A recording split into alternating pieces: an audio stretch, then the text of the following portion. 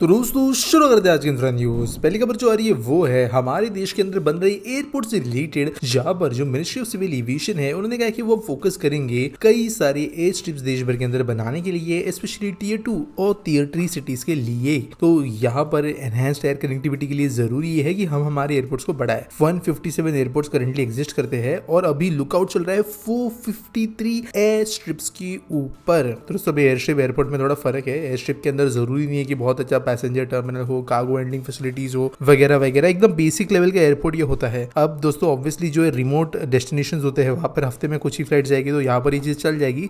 लेकिन at the same time अगर हम डिफेंस वगैरह के हिसाब से भी देखें तो ये बहुत जरूरी निकल कर आते हैं, तो इसके लिए इनका होना भी देश में जरूरी है, जिनको बनाया जाए कैसे कहा जा रहा है। अगली खबर दोस्तों जो आ रही है वो है फिर से एविएशन से रिलेटेड, जहां पर इंडिया होस्ट करने वाले है दुनिया का सबसे प्रीमियर एविएशन इवेंट। तो इसकी इवेंट का नाम है the annual general meeting of international air transport association या आईटा। ये अगले साल ये किया जाएगा। और दोस्तों इसके पहले जब मीटिंग हुई थी ऐसी कोई इंडिया के अंदर, वो 42 इयर्स पहले थी और ये तीसरी बार भारत के अंदर ऐसे हो रहा है। यानी आप समझ सकते हो कितनी पुरानी मीटिंग है। 1958 में पहली मीट हुई थी, 1983 में इसके बाद में हुई थी, जिसके बाद में अब हो रहा है। तो सारे इंडस्ट्री जायंट्स, प्लेयर्स, एयरलाइंस सब यहाँ पर होंगे। 330 एयरलाइंस यहाँ पे पार्टिसिपेट करेंगे और ओवरऑल जो 80% ऑफ ग्लोबल ट्रैफिक के अंदर इन्वॉल्व लोग हैं वो यहाँ पर आएंगे जून 8 से लेकर जून 10 के बीच। अगली खबर दोस्तों जाएंगे वो है एयर इंडिया से रिलेटेड, जब इन्होंने पार्टनरशिप की है दिल्ली मेट्रो के साथ और दिल्ली एयरपोर्ट एक्सप्रेस मेट्रो के साथ में, जहां पर फैसिलिटेट वो करने वाले हैं check in facilities for international air passengers 2 metro station के ऊपर। तो बेसिकली यहाँ पर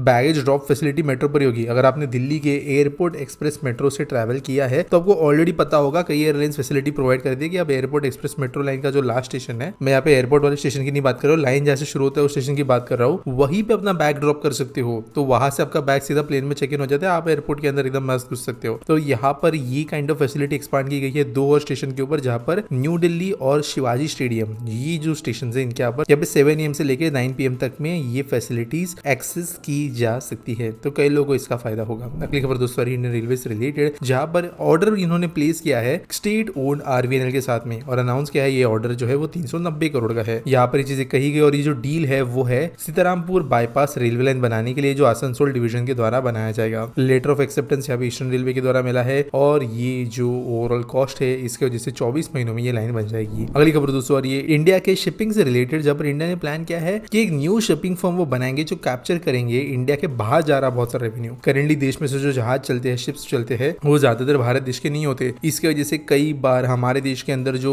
शिपिंग कॉस्ट में जाने वाला पैसा है वो बाहरी कंपनीज को मिलता है। करेंटली हम देश की तीसरी बड़ी इकोनॉमी है, तो यहाँ पर बढ़ती ट्रेड के साथ में जरूरी है कि बहुत ज्यादा पैसा इन्वेस्टमेंट किया जाना चाहिए पोर्ट और ट्रांसपोर्ट इंफ्रास्ट्रक्चर और शिप्स को बनाने के लिए, और इसके लिए न्यू शिपिंग फर्म भारत के द्वारा बनाई जाएगी। अगली खबर दोस्तों इसरो के चेयरमैन एस सोमनाथ सर से रिलेटेड, जिन्होंने इनॉग्रेट किया है एक state of the art propellant tank production unit और एक कंप्यूटर न्यूमेरिकल कंट्रोल या CNC मशीनिंग फैसिलिटीज HAL या हिंदुस्तान एरोनॉटिक्स लिमिटेड के डिवीजन के अंदर। तो रॉकेट मैन्युफैक्चरिंग कैपेसिटी यहाँ पर जो है बढ़ाना बहुत जरूरी है, हाई एंड रॉकेट्स बनाना जरूरी है। और यहाँ पर ये जो फैसिलिटी है ये मार्क 3 जो लॉन्च व्हीकल है LVM मार्क 3, इसके प्रोडक्शन में सबसे ज्यादा मददगार साबित होगा। जो करंट कैपेसिटी है वो सिर्फ 2 LVM-3 rocket launches per year की है और अभी इनका फिलहाल डिमांड जो है वो 6 लॉन्चेस का है। तो HAL को बहुत ज्यादा बड़ी संख्या में रॉकेट्स को मैन्युफैक्चरिंग करना पड़ेगा, तो यहाँ पर ये काम वो करना शुरू कर दिए है। अच्छा ASPITESOL के बारे में बात करें तो RJ ऑफिशियल टाइगर पूछते हैं why north east doesn't have RRTS like system, it would seem to be more beneficial as states are hilly and small, please reply. तो देखो यार RRTS सिस्टम का जो फुल फॉर्म है ना वो है regional rapid transit system. Regional और रैपिड ट्रांजिट ये यहाँ पर 2 बहुत महत्वपूर्ण वर्ड है। नॉर्थ ईस्ट कहीं ना कहीं पे इसके लिए बिल्कुल भी सही ऑप्शन निकल कर नहीं आता। जो RRTS का पर्पस है वो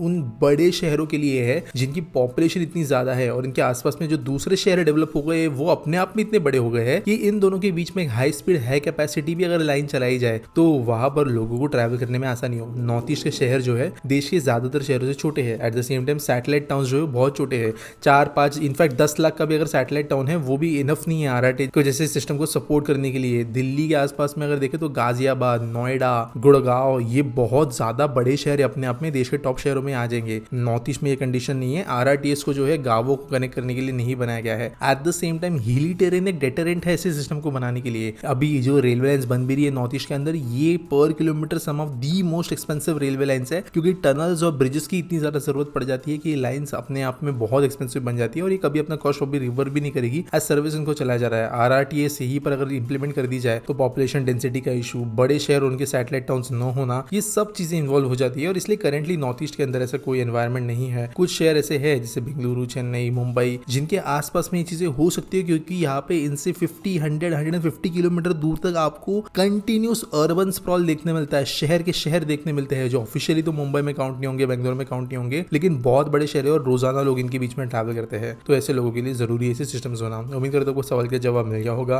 आपके पास कोई सवाल है आप कमेंट सेक्शन में मुझे पूछ सकते हो। बाकी न्यूज सबमिट करने के लिए भी आपको डिस्क्रिप्शन में लिंक मिल जाएगी। मिलेंगे अगले वीडियो में।